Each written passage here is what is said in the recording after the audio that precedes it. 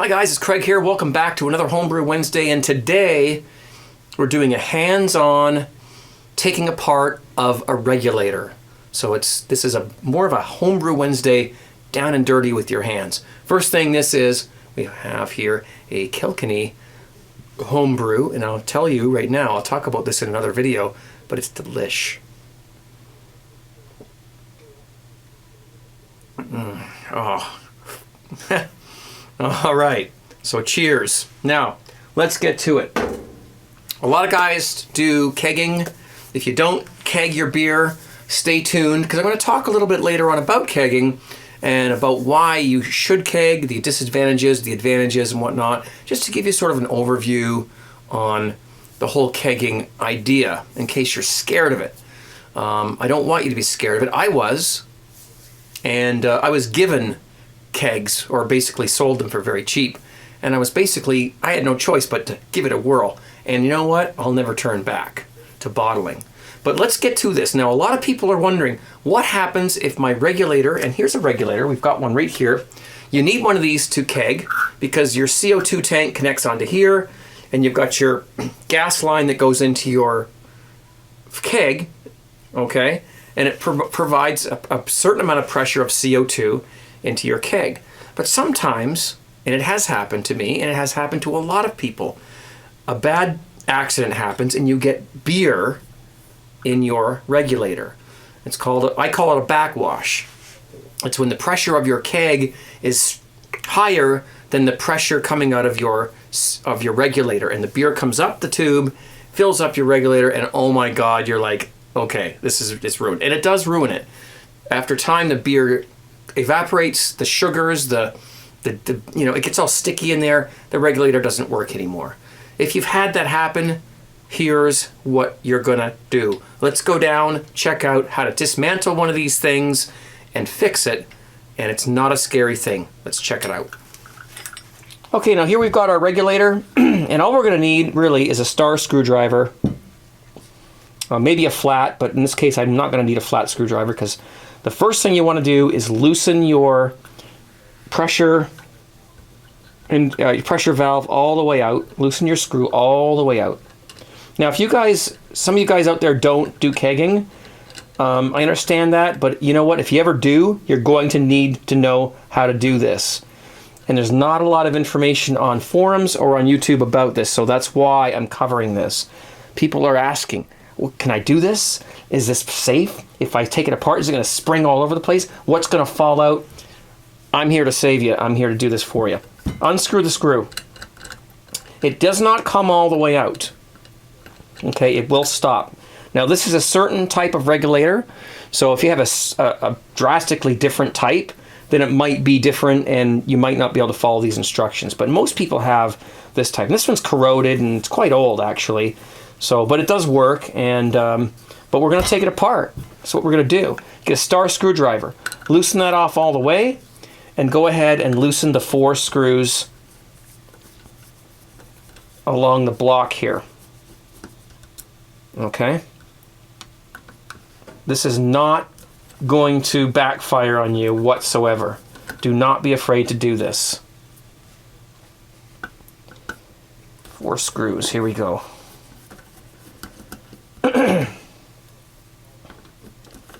Okay. Now, the reason why we loosened this thing is because there's a spring in here, and the spring will push out on the top of this block here if you don't loosen that. So what we've got now is just we're going to remove the top of this thing. Okay. Let's do this so you can see it. And there you have it. So there's the inside. All there is the screw, as you can see in there. The tip of a screw, which won't come out because it's got like a sort of a large rim on the end of it, so that it won't come out. So you're fine with that. Set that aside. The next thing we've got here is a spring. And the spring has a cap on this end. So that comes off. And you can clean all this stuff, okay? You can absolutely if this is all corroded and full of sticky beer and crap, you can totally clean it all out with water and whatever you like, soap. No beer touches this part of the regulator normally. So it doesn't matter if it's, you know, nasty or whatever, but you might want to clean it because it will work better. So there's our spring and our little cap thing. The next thing we've got here is our sort of our diaphragm. Now, this might be stuck around here to either this part or the bottom part that we've got here, the bottom of the block. So be very careful. Don't just rip it off. If it is stuck there, you're going to want to do it gently so you don't ruin the gasket. And I'll show you what the gasket is. Actually, this one's being a little bit stubborn.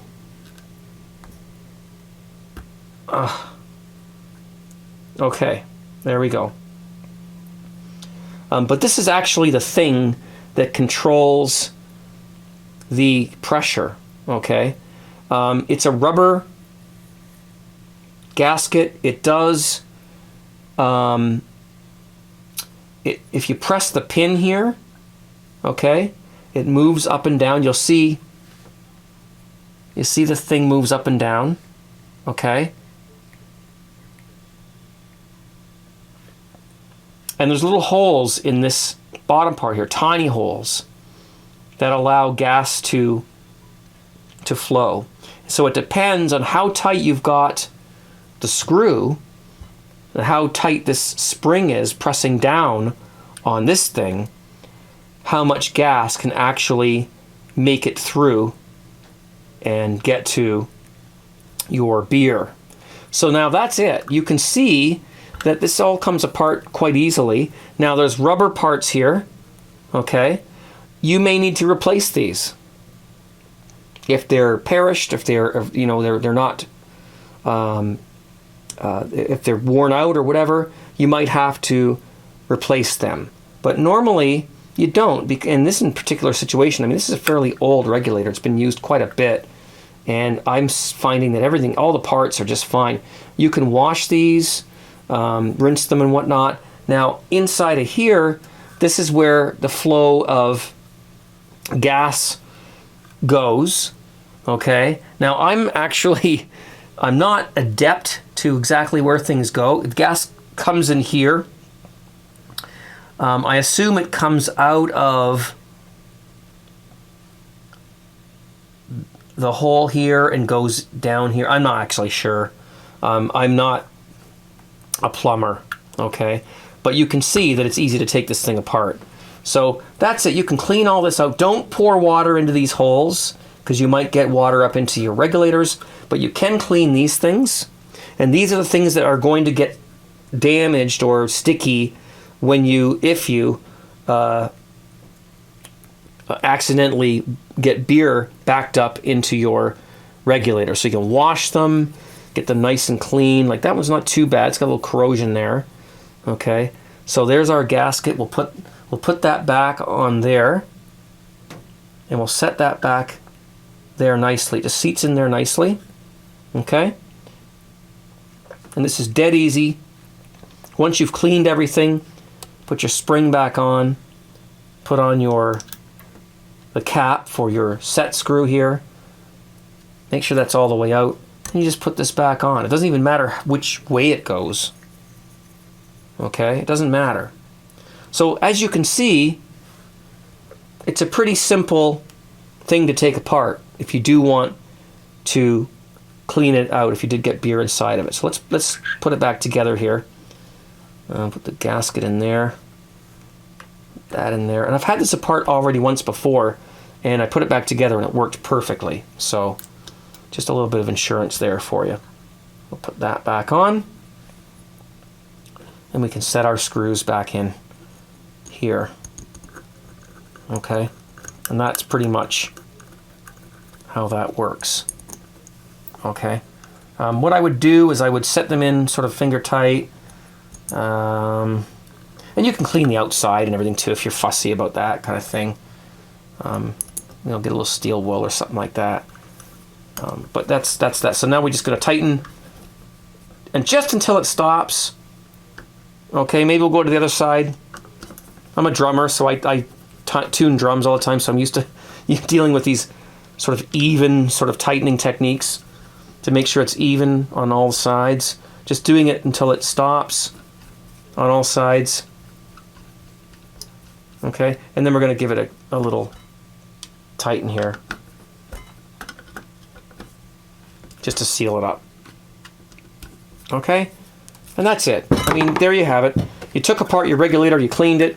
It's not ruined anymore. The beer is out of it. It's not sticky inside. It does work properly. I did have a problem with mine where I got beer into it, and well, I fixed it, and now it's working as good as it did when it was brand new. So I hope that helps. Now let's talk a little bit more about kegging and in general. Now we can relax and have a beer.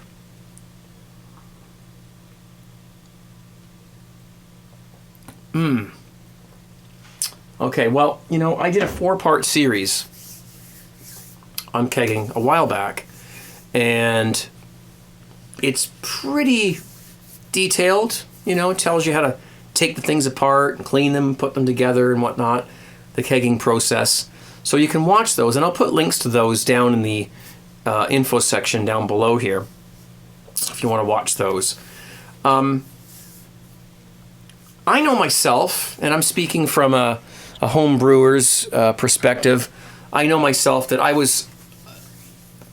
kegging wasn't for me. It was like, no, I'm not going to do it. I don't understand the things. They're complicated. You got to take them apart. And, you know, you got to pressurize. You got to carbonate your beer, this kind of thing. And I just, to me, it was like never going to do it. I went out and spent quite a lot of money on bottles, glass bottles with the flip top things, thinking that, you know, I wanted to make the bottling process easier by doing 1 liter bottles, which you can do. If you have 1 liter bottles, you're only doing, what, 22, 23 liters, 22 bottles, right? So it's a lot easier to clean them, sanitize them, and fill them. It takes less time.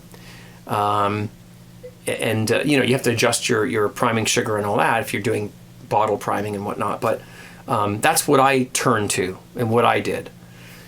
But when I went to my homebrew supply store, the one I normally go to, Complete Home Brewing, and somebody had brought in some kegs, 2 kegs, one of which is, you know, this one here. I can hold it up and show you.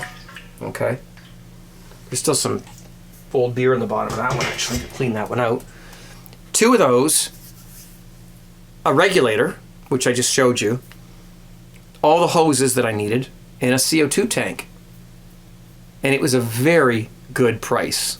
And because I've been, you know, shopping there for so many years, he gave me an extended price. It was hard to refuse, impossible to refuse. So I thought, you know what? I'm going to buy these kegs. I'm going to bring them home. I'm probably never going to use them, but I've got them in case I decide one day to give them a whirl. So that was the attitude I had. I was just never going to do it. It was it's not for me. Too scary. Well, one particular time I brewed I think it was a Cooper's Dark Ale. It might have been a stout. I'm not sure. I can't remember. And I decided I'm going to try one of these kegs out and see what happens. So I had the CO2. I had everything I needed. And, you know, I looked up some videos on YouTube, and there's some good ones on there for kegging. There's a lot of good videos on YouTube about kegging. And so I watched them, and okay, let's try this. And I did it. And at the time, it was very cold down here in the basement, down here in the dungeon here. It was wintertime. It was about 60 degrees down here, Fahrenheit. I had the heat turned off down here, not upstairs, but down here I turned on the dampers to shut the heat off down here because I was brewing some lagers and I wanted to make sure that I could get the cool temperatures. Mind you, it was freezing down here, you know. But it was cool enough that I was able to keg the beers and get the carbonation into them. Now, the thing about carbonating beer in a keg is that the beer has to be cold. Any liquid will only absorb carbonation or CO2 when it's cold. If it's warmer at room temperature or whatever, it's very difficult to get the carbon dioxide to actually, acclimate or permeate into the beverage. And you know yourself, you open a can of pop, you pour it into a glass. If it's room temperature, all the carbonation just goes out the window, basically. It escapes out of the pop. But if it's cold, it stays in. It's nice and carbonated. It's very refreshing. And, it's much easier to keep the CO2 in there when it's cold. It's the same with kegging. But I had great success down here because I had a cold environment. But once the spring and summer hit, when I had it cold down here, that's when I did the videos, because it was working for me. It was like, you can do this. You don't need a fridge. You don't need a kegerator. You don't need anything like that. You can do this. But once the spring and summer hit, and it got warmer down here, 75 degrees Fahrenheit, maybe warmer, I had huge problems. I could not get the beer to carbonate properly, and when it did, it would foam over. The keg would lose its carbonation. I got backwashes into the regulator. That's why I just showed you how to clean them out.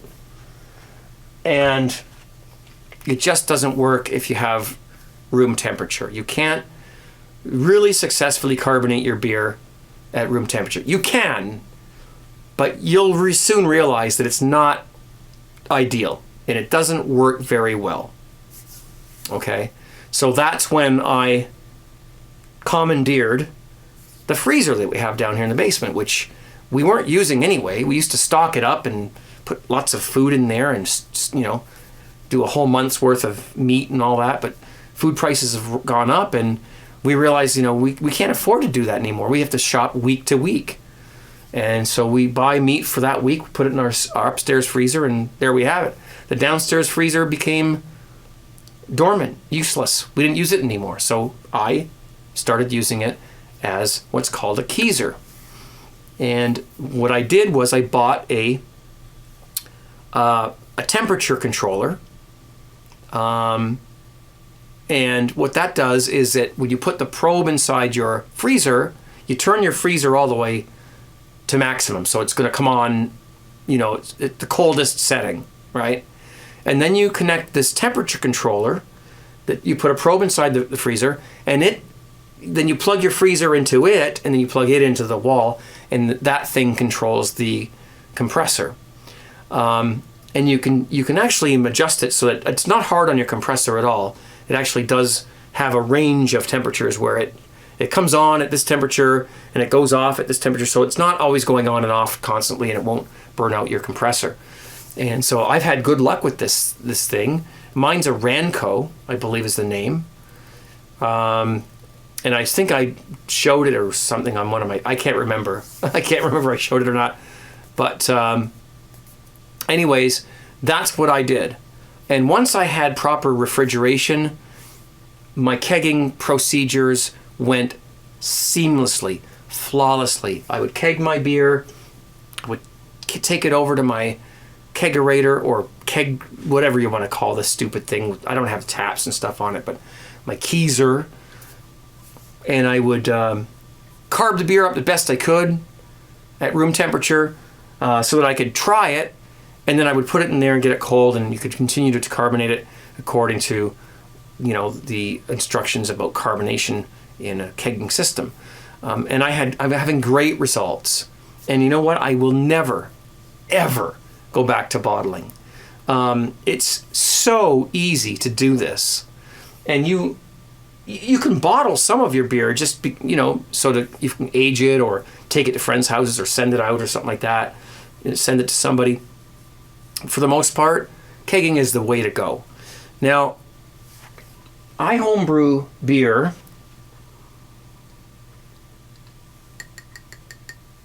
Oh my God, it's good. Jeez. I homebrew beer to save money, not to spend money. Okay? So I probably wouldn't have gone out and bought a brand new kegging system for, it's $250 for the whole thing, the regulator, the keg or a couple of kegs, the tank, the CO2 tank. Then you have to get it filled. And there are things about kegging that are a pain in the ass. And particularly filling the tank. I have a 20-pound CO2 tank. This thing is huge. All right, I only have to fill it every couple of years, so I'm good.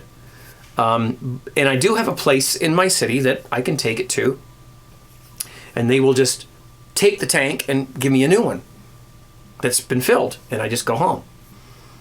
So it's $40 or something like that. So it's very, very inexpensive. It's probably more inexpensive than putting carbonation drops or dextrose into your brew to brain fart to prime your beer in order for it to carbonate in the bottles. It's probably cheaper than that. But if you can find a place in your city, look for diving, like deep sea diving outlets that sell the oxygen, the masks, and all that. Look for those things. Look for welding. Places that do welding and stuff like that. My place here in Hamilton is called Praxair, Praxair.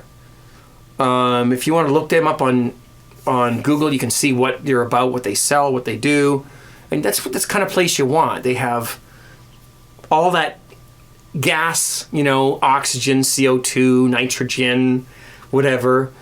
Praxair, that's what they do, and so that's what I have. In your neck of the woods, you're going to have to look for some place similar to that to get your tank filled.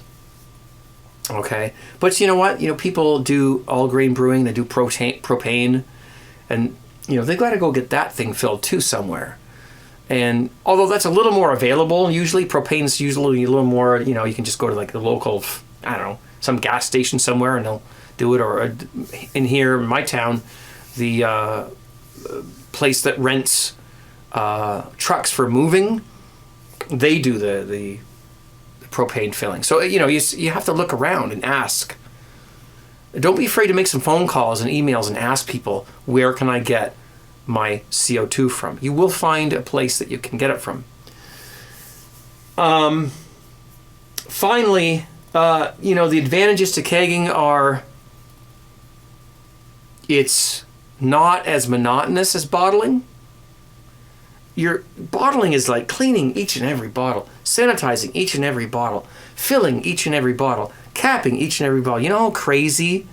No wonder I'm losing my hair, okay? No wonder. After 25 years of doing that, I'm done. No way. I'm not doing it anymore. I just went nuts. It's not fun. Kegging is much less monotonous. Yes, you do have to clean out your keg. Yes, you do have to run water and sanitizer through the lines and the hoses. You have to take it apart once in a while and make sure everything's clean. And you have to sanitize it and run water and sanitizer through the hoses. And it's a bit of a procedure, but it's not as boring and crazy as bottling, So that's the first thing. The second thing is that you can get your beer carbonated almost immediately. Okay? You're going to get some sort of carbonation right off the bat. As soon as you keg your beer, you're going to be able to shake the keg and do procedures that I've shown you on my kegging videos and get some carbonation.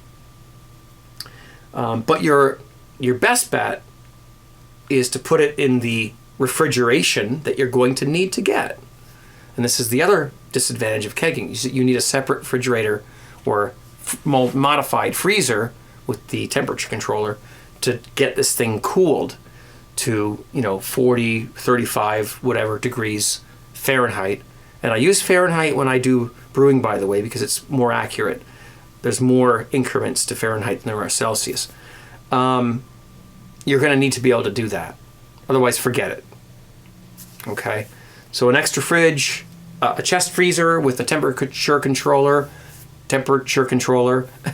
and it's easy once you get it set up. I mean, I don't even think about it. But you can carbonate your beer quickly within about 10 minutes. It's carbonated and you can drink it.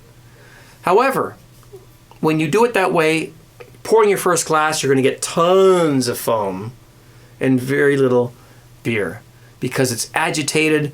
The carbonation hasn't acclimated into the beer properly. It's more of like a storm, you know.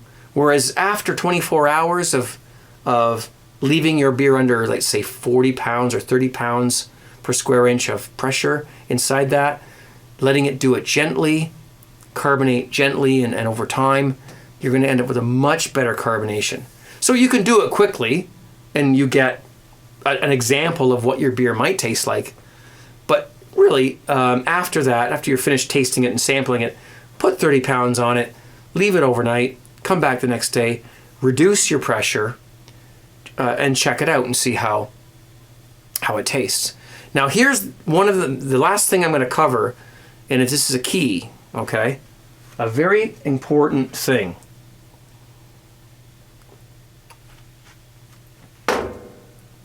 In order to avoid getting beer into your regulator, you need to make sure that you either have a check valve on your gas line. That means that at this end, here's the regulator here. This screws onto your tank, okay? This does. And at this end, you have, you take this off. I don't know if this is going to come off, probably not right easily. And you insert a check valve in here. You can turn this on and off. That will stop the flow of anything going in either direction. So when you reduce the pressure of your keg by bleeding the valve, which most kegs have a bleed valve, I'll show you that. I don't care how long this video is. I want you guys to understand this, you newbies who aren't kegging yet, who might want to do that. The keg has the thing you can pull up, and I don't know if this, you might actually be able to hear. Can you see this? Let's get it up here where you can see it. When I pull this loop out here, you're going to hear escaping gas. Okay? That allows you that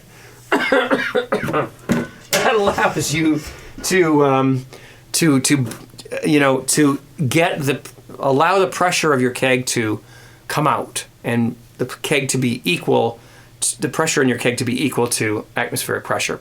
Now, if you pressurize your keg 40 pounds per square inch or 30 pounds per square inch with your CO2 tank, okay, and that's great, that's what you do, right?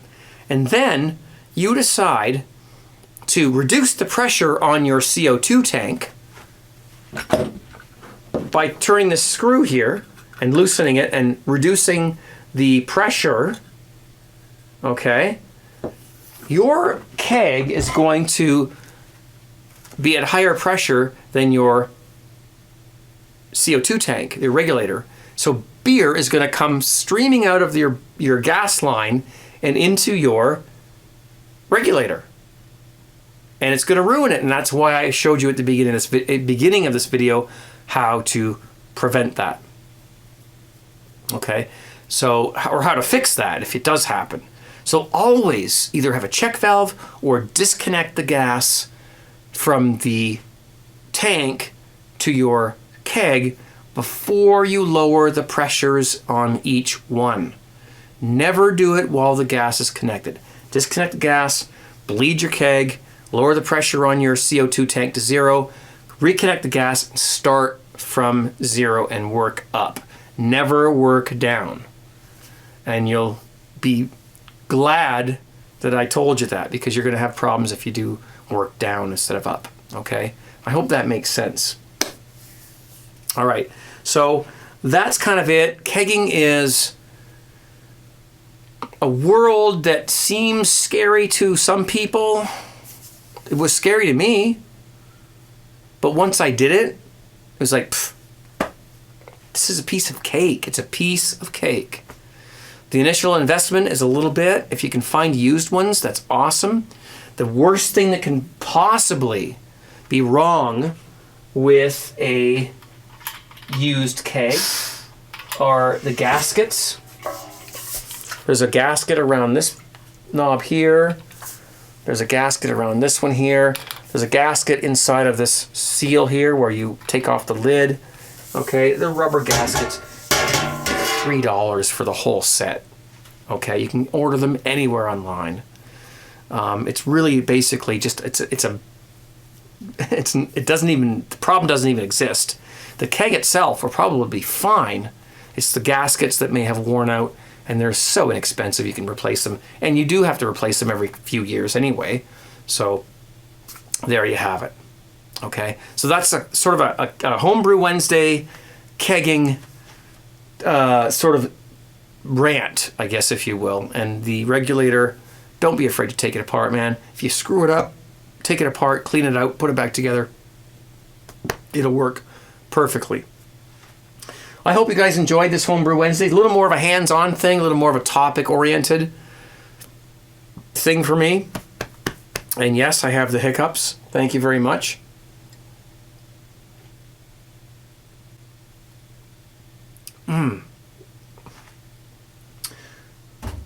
We'll see how the response is to this video, and if, we'll see, depending on that, I may make a separate video on taking apart a regulator, just because people who are new, they might not realize what a Homebrew Wednesday video is, and they might not watch it. So we'll see what happens. But I do want to get this out there because myself, I was afraid to take that thing apart. I was petrified. I was like, things are going to spring out. I don't know what's going to happen.